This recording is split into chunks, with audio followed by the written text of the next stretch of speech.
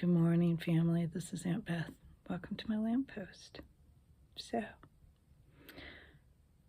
I wanted to talk to you about dealing with hurts and walking away from small-minded people. Maybe it's sometimes even ourselves. Self-absorbed people. Especially in the body of Christ. So the title of this video, Dwarf-spotting in the Endgame, comes from the Chronicles of Narnia. In the last battle, the end times, there was a fight between good and evil. And all of this is an allegory. And in the Chronicles of Narnia, the animals can talk. The animals that are Narnians can talk. And it was a critical time in the last battle. And it was, the battle was a physical battle. It was involved, or one of the battleground stations of the enemy was a stable. And the imitation of Aslan, who's the symbol of Christ. And the people were deceived. So there's a battle between good and evil. And the dwarves were always out for themselves. They were Narnians, but they were always out for themselves. And they wouldn't make a commitment either way. And so at the last charge, the horses broke free. The horses broke free. And they were coming to the rescue of the good guys. And the dwarves turned around and shot them all dead. Shot them down.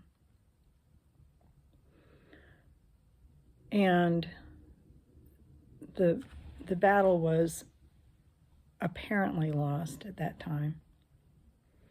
So the bad guys threw the good guys into the stable.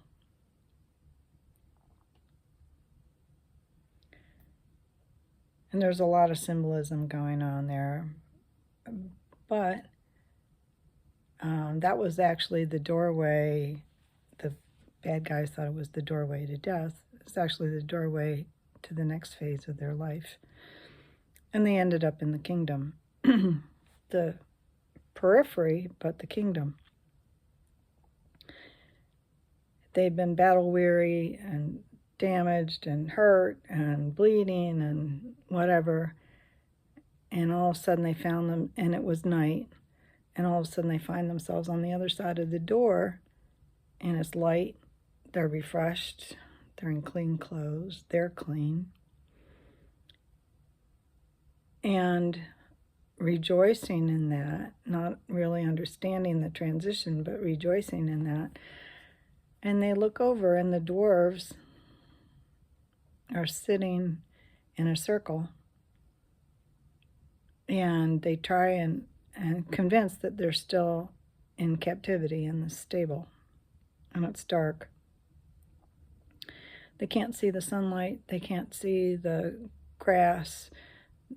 The good guys try and feed them fruit, and they curse them out and get away from them and say that they're feeding them stable dung and rotten apples.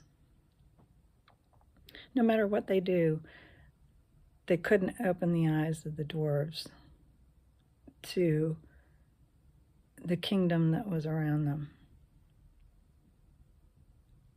And so they just moved on. And I think of that sometimes when fellow believers that are really self-absorbed or in it for themselves just say really hurtful things. Their opinion of me does not determine who I am. But the dwarves are for the dwarves, and they're very self-absorbed. And you just have to move on. I think the challenge is living emotionally healthy in dark times. How do you do that? Because the bad guys definitely don't want you to succeed.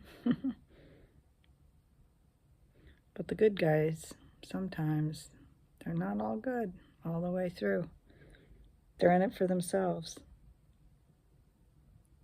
But the challenge is, I don't want to be so self-absorbed in my own life that I miss the adventures of God. And so the challenge is, how do you live emotionally healthy and open-hearted and larger than life when we're in dark times? I know it's possible, can be done. Jesus did it. Paul did it. Other people did it. I want to be that person that refuses to be smashed down into a dirty, cold, dark box, but follows Aslan onward and upward, further in, not trapped by self-deception into a small, dark, ugly life. And there's the tea kettle. I must go. I hope you have a fabulous day. All God's best.